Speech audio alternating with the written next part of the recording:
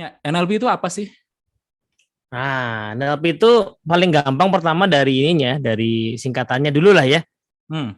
N-nya tuh neuro, L-nya linguistik, P-nya programming. Jadi kalau dilihat di namanya ini gabungan dari 3 fakultas lah kalau di kampus ya.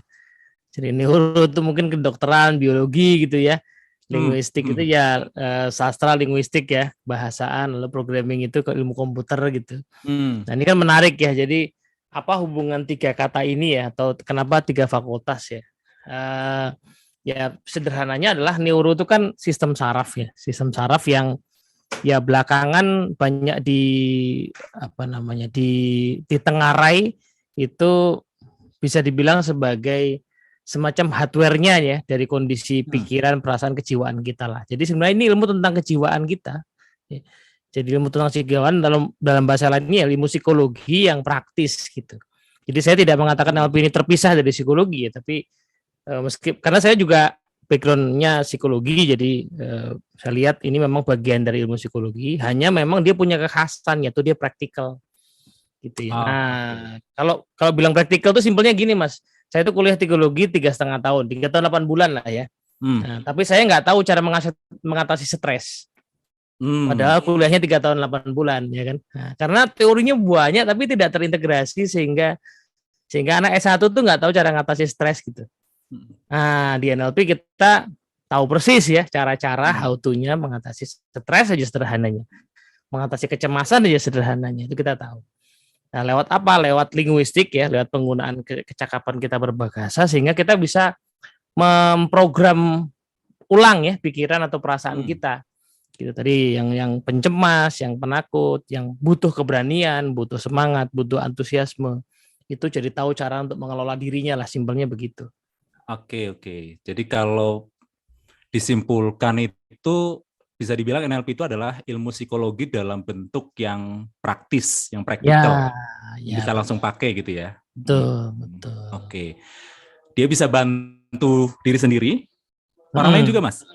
Oh jelas. Jadi nanti Ah. itu kan salah satu keunikannya di revisi yang kedua Hmm. ini kan.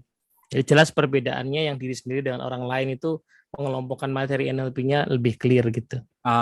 Oke, oke, oke.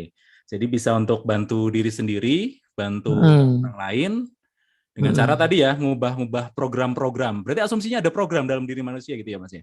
Iya, jadi karena Hmm. ya kita sebenarnya nggak tahu persis ya Hmm. kita tuh seperti apa kan ya. Kita selalu menggunakan asumsi ya. Eh, Ya.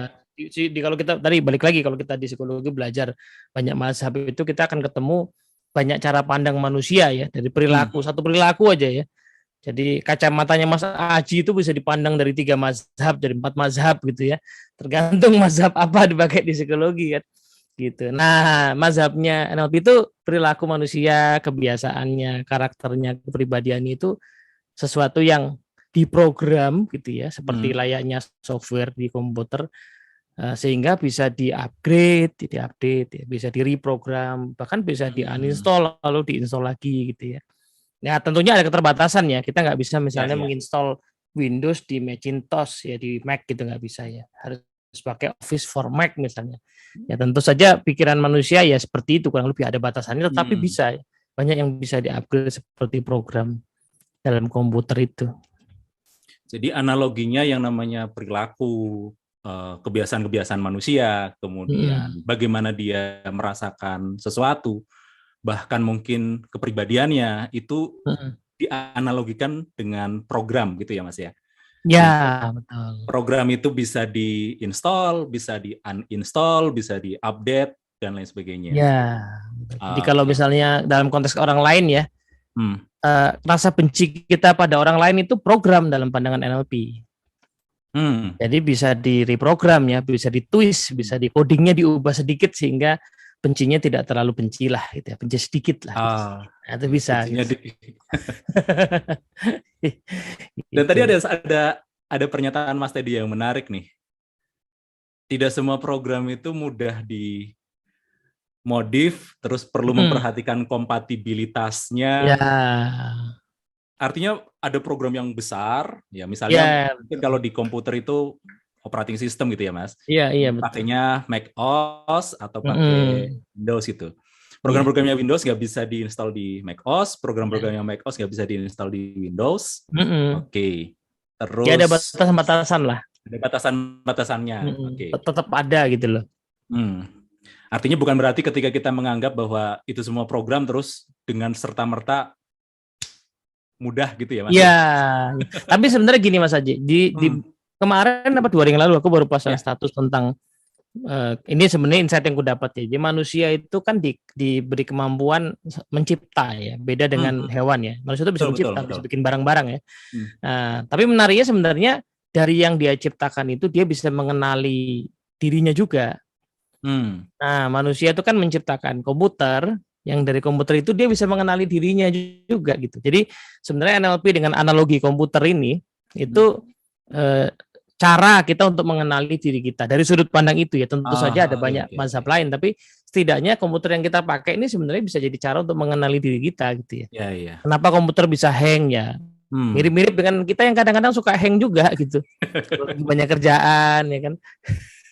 Benar.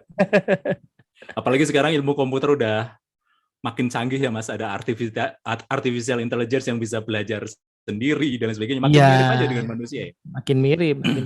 Ya machine learning itu kan sebenarnya mengadopsi diri kita yang bisa belajar kan ya, mesin bisa belajar karena kita melihat diri kita. Manusia ini kan bisa belajar, bisa nggak mesin itu belajar? Nyataannya ya perlahan-lahan bisa itu.